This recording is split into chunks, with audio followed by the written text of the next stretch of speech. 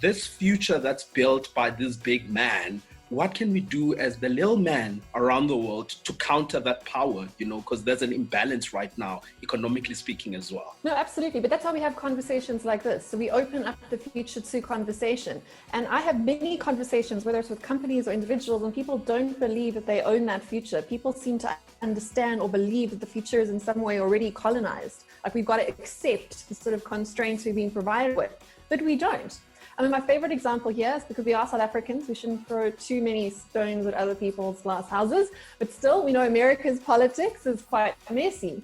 And when you look at the American elections that are coming up, you've kind of got these two choices of these two elderly white men, which neither of them is really providing a valid view of the future that would excite me. I don't know about you. Maybe that's your jam, and maybe you think those two choices are great. But if you speak to Americans, they think I've got to pick this one or that one. And I'm in fact going to vote for this one just because I hate the other one more.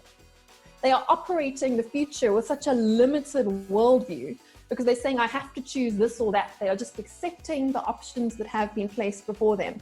Nobody is voting for what they want. They're just voting for what they don't want to happen, which is a small way to look at the future.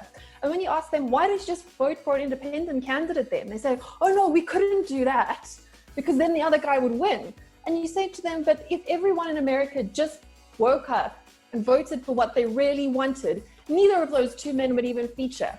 And that's what it comes down to, taking ownership of the future and saying, I'm not going to accept your binary visions. I'm not going to accept your deterministic thinking. I'm not going to accept the fact that this is all there is available to us. And I have this conversation with young people, to even school-age children, and we are selling them on these smaller, shrunk visions of the future, saying because of climate change, you can't have nice things. Because your grandparents screwed up here, you can't have nice things further down the line. And we've got to change those conversations around to say, not you may not, but rather what could be possible going ahead.